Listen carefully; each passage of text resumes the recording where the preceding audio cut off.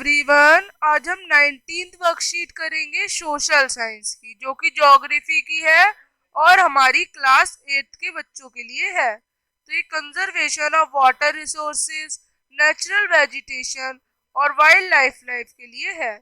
तो कंजर्व कैसे करें वाटर सोर्सेज को?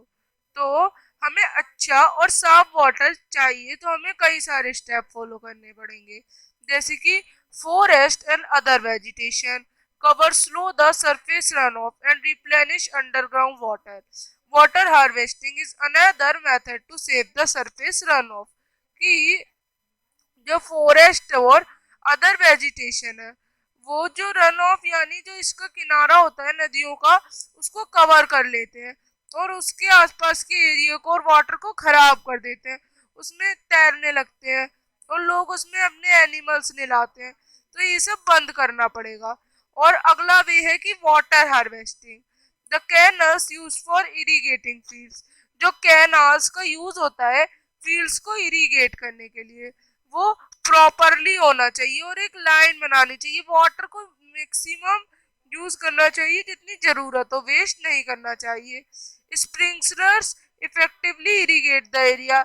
स्प्रिंकलर भी बहुत अच्छा वे है एरियाज को इरिगेट करने का, bye checking water loss, water loss को कम करके। इन ड्राई रीजन में high rate of evaporation, drip और ट्रिकल इरिगेशन जैसे मेथड्स बहुत जरूरी है।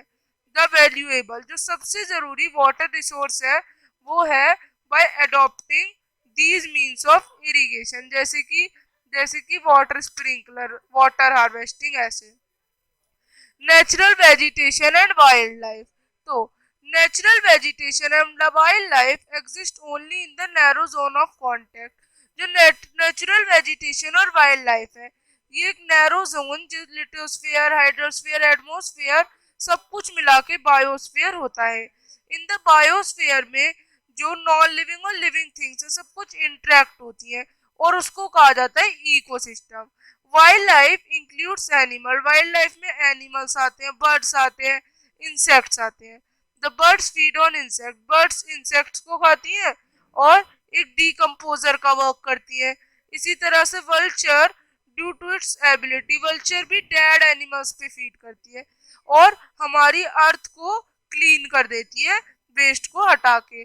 सो एनिमल्स जो है वो भी एक बहुत बड़ा रोल प्ले करते हैं इकोसिस्टम में। अब distribution of natural vegetation. The growth of vegetation जो डिपेंड है वो टेम्परेचर और मॉइस्चर पे है।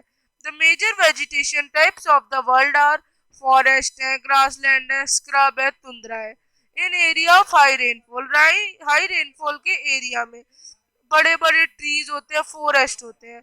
As the number of moisture decrease, जितना मॉइस्चर डिक्रीज होगा, साइज ऑफ ट्रीज और डेंसिटी उतनी ही कम होंगे और छोटे छोटे ट्रीज होंगे और श्रब्स ग्रो हो जाएंगे रेनफॉल के मौसम में। ड्राई एरिया में आपके श्रब्स के छोटे छोटे कांटेदार श्रब्स उग जाएंगे। अब conservation of natural vegetation of life. Changes in climate, climate में कुछ चेंजेस होते हैं, can cause the loss of natural habitat, और इससे नेचुरल हैबिटेट जो है वो खत्म हो जाते हैं प्लांट्स और एनिमल्स के लिए।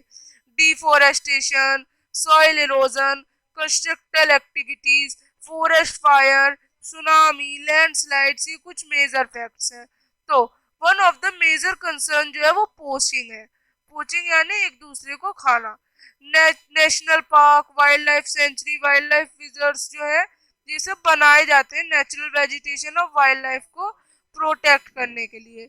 और कुछ प्रोग्राम्स भी चलाए जाते हैं, सोशल फॉरेस्ट्री, वन महोत्सव जैसे, जिससे बच्चों को बताया जाता है कि कैसे एनिमल्स को सेव रखें, जैसे कि सिटी प्रोग्राम। इस तरह से इन इंडिया में lion, tiger, deer, great harvest सबको किल करना एक गलत बात मानी जाती है और इसे कम करना है।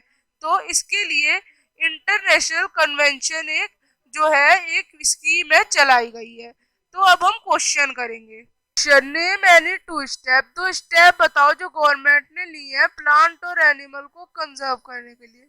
The government has made national park, government ने नेशनल पार्क बनाए हैं, वाइल्ड लाइफ सेंचुरी बनाई है, बायोस्फीयर रिजर्व बनाए हैं नेचुरल वेजिटेशन और वाइल्ड लाइफ को प्रोटेक्ट करने के। कई सारे प्रोग्राम्स जैसे कि सोशल फॉरेस्ट्री, वन महोत्सव मनाए जाते हैं वाइल्ड लाइफ और फॉरेस्ट को कंजर्व करने के लिए। अब सजेस्ट करने 3 वेज कंजर्व करने के लिए लैंड रिसोर्स को।